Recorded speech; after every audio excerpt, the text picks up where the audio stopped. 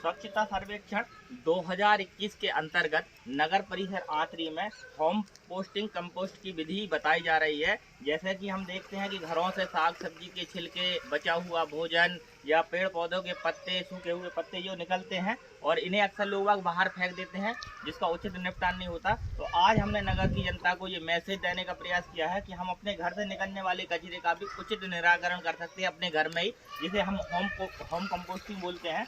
तो इसके माध्यम से हम अपने घर में ही खाद बनाकर, जिसे जैविक खाद बोला जाता है, बड़ी उपयोगी खाद होती है। तो आज हम ये जैविक खाद बनाना सिखाएंगे यहाँ से लोगों को, और ये मैसेज भी देना चाहेंगे कि हम अपने घर से निकलने वाले कचरे का उचित निपटान करके हमारे घर में पेड़ पौधे, साग सब्जी में इसका इस्तेमाल कर सकते हैं। तो सबसे पहले हम जैसे देख रहे हैं, ये हमने 2x3 का एक गड्ढा खोदा है और इस गड्ढे में हमने बचे हुए घर से निकलने वाली सब्जियां, छिलके, फल फ्रूट के छिलके सब डाले हैं। और इन लोगों के माध्यम से भी और हम कराना चाह रहे हैं कि जैसे सबसे पहले अपन इनमें सूखे पत्ते जो घर से निकलते हैं, तो वो सूखे पत्ते इसमें डाल दिए जाएंगे। एक लेयर हमारी सूखे पत्तों की हो जाती है। फिर हमारे घर से फल फ्रूट के छिलके भी निकलते हैं, फल फ्रूट निकलता है, तो ये सब हम फल फ्रूट के छिलके भी इसमें डाल सकते हैं। इसके अलावा हमारे घर से सब्जी के छिलके, इस प्रकार के छिलके निकल रहे हैं, ये सब हमने इस गड्ढे में डाल दिया। और इसके अलावा जैसे कि ये सूखे पत्ते हैं, घर में पेड़ लगे रहते हैं, सूखे पत्ते झड़ते हैं, तो ये सूखे पत्ते भी हमने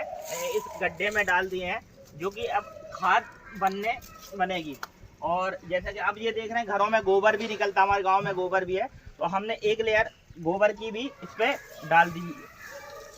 अब ये गोबर की लेयर डल गई है। इसके बाद हमारे घर से जो साग सब्जी के छिलके निकले थे, वो कहीं ना कहीं हमने मिट्टी में दबा दिए गए हैं, और हल्की सी मिट्टी को इसके ऊपर भी डाल दिया गया है। एक लेयर हल्की मिट्टी का भी हमने इसमें डाला है।